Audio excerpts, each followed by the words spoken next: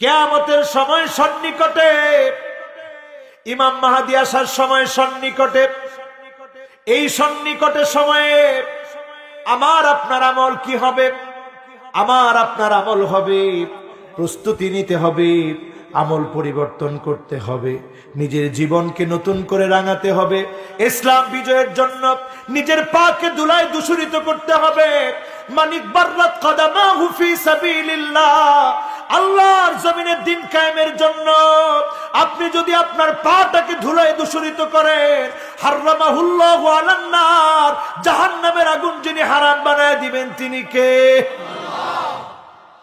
পৃথিবী অন্ধকার হবে, তারপরে বিকট একটা আওয়াজ হবে, 70,000 মানুষের কানের পর্দা ফেটে যাবে, চোখের দৃষ্টি নষ্ট হয়ে যাবে, মানুষ অন্ধ হয়ে যাবে, 70,000 মানুষ বোবা হয়ে যাবে। একমাত্র তারা বাঁচবে যারা সিজদায় পড়ে পড়ে আল্লাহকে ডাকবে, আল্লাহর গোলামি করবে, তাদেরকে যিনি হেফাজত করবেন তিনি কি? ও মুসলমান, আপনি যদি মনে করেন হুজুর আফগান মরছে, আমাদের কি? সিরিয়া মরছে, আমার কি হয়েছে? বাগদাদ শেষ হয়েছে, আমার কি হয়েছে? এটা মনে রাখবেন, পরের সিরিয়ারে যদি কেউ মার খেতে হয়, আমার দেশের মুসলমানরাও মার খেতে পারে, ঠিক না বেঠিক? সেখান থেকে যদি বাঁচতে হয়, আজকেই প্রস্তুতি নেন, আজকে থেকেই জাগ্রত হন। 70,000 মানুষের কানের পর্দা নাই, চোখের দৃষ্টিশক্তি শেষ, জবানের শক্তি শেষ। অনেকে চিন্তা করবেন হুজুর কি বলেন এগুলা? আচ্ছা, করোনা যে এভাবে আসবে চিন্তা করছেন? কি করে হাতে একটু মুসাফা করছেন, ওইটা আস্তে ঢুকে গিয়া ফুসফুস পর্যন্ত চলে গেছে। একটু নাক চুলকাইছে, ফুসফুসে গিয়ে অ্যাটাক করছে। চোখ চুলকাইছে, ঢুকে গিয়ে ফুসফুসে অ্যাটাক করলো। এই যে অবস্থা, মানুষ চিন্তা করতে পারছে? কথা কয় না। আপনারা পারছেন? আমরা চিন্তা করতে পারি নাই। চিন্তার বাহিরে যিনি আযাব দিলেন তিনি কে? এমন আযাব পৃথিবীতে আসবে, জিলকাদ জিলহজ মাসে হাজী সাহেবদেরকে, হজের জন্য রওনা হওয়া হাজীদেরকে হজের সময় জবাই করে দেওয়া হবে, রক্তে রঞ্জিত হবে। সেই সময়ে ইমাম মাহদী মদিনাতুল মুনাওয়ারা থেকে মক্কাতুল মুকাররমাতে পালায় চলে আসবেন, মাকাম ইব্রাহিমে দাঁড়ানো থাকবেন, কপালটা থাকবে প্রশস্ত, বড় কপালওয়ালা, নাকটা থাকবে খারাপ, আজলাল জাবিহা। দৃশ্য দেখে, প্রেক্ষাপট দেখে সবাই বুঝে ফেলবে ইনি ইমাম মাহদী। জিজ্ঞাসা করবে কি নাম আপনার? তিনি বলবেন মুহাম্মদ বিন আবদুল্লাহ। আমার নাম মুহাম্মদ, আমার আব্বার নাম আব্দুল্লাহ। বলেন আল্লাহু আকবার। মুসলমান বলবে তাড়াতাড়ি বায়াত দেন, ইউসলিহুল্লাহু লাহু লাইলাতান ওয়াহিদা, তাড়াতাড়ি বায়াত দেন। ইমাম মাহদী তখন লোকদেরকে বলবে কিসের বায়াত?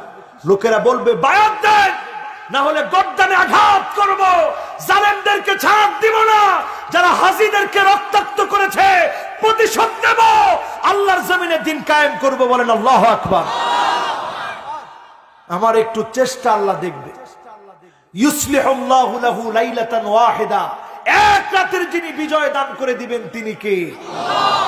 অস্ত্রের জঞ্জরানি দিয়ে মুসলমানের বিজয় আসে না, পারমাণবিক বোমা দিয়ে মুসলমানের বিজয় আসে না, মুসলমানের বিজয় আসে কালেমার রঞ্জিত শক্তি দিয়ে, ঠিক না বেঠিক?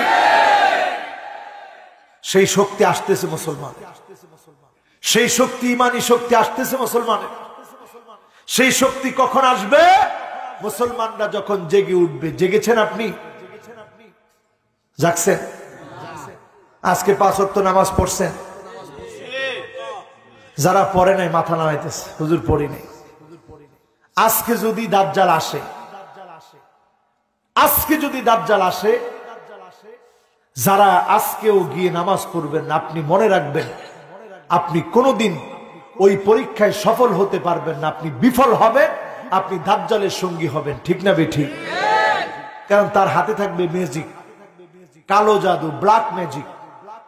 ওই কালো জাদু দেখে মানুষ সব হতবিহ্বল হয়ে যাবে, আশ্চর্য হয়ে যাবে, মিরাকেল মানুষ দেখবে। আপনারা তো কিছুই দেখেন নাই, শুধু একজন হাতের মধ্যে ফু দিছে, একটু মিষ্টি লাগছে, হুজুর পীর সাহেব ফু দিছে, কিছু একটা হয়ে গেছে। ঠিক কিনা? আসলে কি হয়েছে? কবর একটা দেখলেই মনে করেন কিছু একটা আছে, মসজিদ একটা দেখলেই পুরাতন মসজিদ হুজুর গায়েবী উঠছে। এই যে অবস্থা এখন আমাদের ইমানের, আর কবরে গিয়ে দাজ্জাল বলবে এই দাঁড়া, কম বিইذনি, আমার অর্ডারে দাঁড়া। কবর থেকে আপনার মা আপনার বাবা জেগে যাবে, জাগ্রত হয়ে বলবে বাসাদর, এটাই আমাদের রব, এটাই আমাদের সব। নাউজুবিল্লাহ, বাড়িতে গিয়ে বলেন। এখন যেই লোকটা দাঁড়ালো আপনার বাপ কিনা না, আপনার বাবা না, শয়তান আকৃতি ধারণ করবে, দাজ্জালের জাদু থাকবে এটি। এই বেজিকে অনেকে ভুলে যাবে, দাজ্জাল দেখাবে, দেখ এই তো আমার হাতে জান্নাত, এই তো আমার হাতে জাহান্নাম।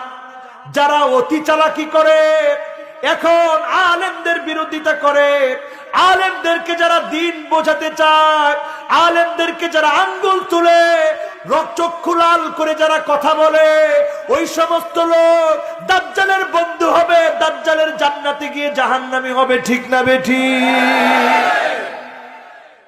আপনি কোথায় আছেন চিন্তা করে। এরপরে ইমাম মাহদী আসার পর, বায়াত দেওয়ার পর 6 বছর পরে আসবে দাজ্জাল। দাজ্জালকে মারার জন্য ধাওয়া করবে।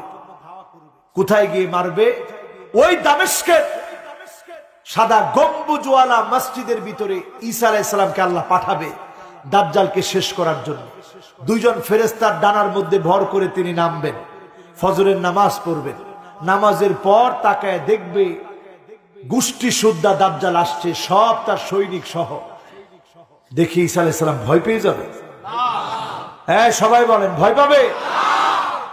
ঈসা আলাইহিস সালাম যখন তাদের দিকে তাকাবেন, লবণ যেমন পানির ভিতরে ছেড়ে দিলে মুহূর্তের ভিতরে লবণ যেমন গলে যায়, ঠিক তেমনি দাজ্জালের বাহিনী, দাজ্জালের গোষ্ঠী একটা একটা করে লবণ পানির ভিতরে ছেড়ে দিলে যেমন গলে যায়, ঈসা আলাইহিস সালাম যার দিকে তাকাবে কিচ্ছু বলা লাগবে না, লবণের মতো পানির ভিতরে গলে যাবে, গুলিয়ে যাবে। বলেন আল্লাহু আকবার। কি শক্তি আল্লাহ আমাদেরকে দিবে। এরপরে ঈসা আলাইহিস সালাম শুরু করবে পিছু নেওয়া। কোথায়? সিরিয়া। কোথায়? দামেস্ক। এইখান থেকে যাবে বাবুল লুদ নামক এলাকায়। আজকে যুবকেরা তোমরা গুগলে সার্চ করে দেখবে, বাবুল লুদ নামক এলাকা। এটি এমন ভাবে ইহুদিরা আটকে রেখেছে, তেল আবিব থেকে খানিকটা দূরে এমন ভাবে আটকে রেখেছে এই জায়গা, এয়ারপোর্ট বানিয়ে, গোপন এয়ারপোর্ট বানিয়ে, সেখানে অস্ত্র শস্ত্রের গোদাম বানিয়ে তারা এই জায়গা আটকে রেখেছে। কারণ তারা জানে আল্লাহর নবী বলেছে দাজ্জালকে, ওইখানে দাজ্জাল যাবে, এরপরে ঈসা আলাইহিস সালাম মারবে। তাদের চিন্তা হচ্ছে ঈসা আলাইহিস সালাম এইখানে আসলেই আমরা আটকে ফেলে চতুর্দিক থেকে কামান মেরে, গোলা মেরে, অস্ত্র দিয়ে, সমস্ত পারমাণবিক শক্তি দিয়ে মেরে ফেলবো। এর আগেই যিনি পারমাণবিক শক্তিকে হাওয়া করে দিবেন তিনি কে? আরে বেটা, 40 দিন কারেন্ট না থাকলে তোর পারমাণবিক যাবে কই? আমার ভাইয়েরা, আমার বন্ধুরা, চিন্তা করেন। এইভাবে করে আল্লাহ রাব্বুল আলামিন মুসলমানদেরকে বিজয় দিবেন। ইল্লা আদখালাহুল্লাহু কালিমাতাল ইসলাম। আবার একটা সময় আসবে গোটা দুনিয়ায় কালেমার রাজ কায়েম হবে, জালেমদের মুলুৎ পাঠানো হবে। কোন জালেম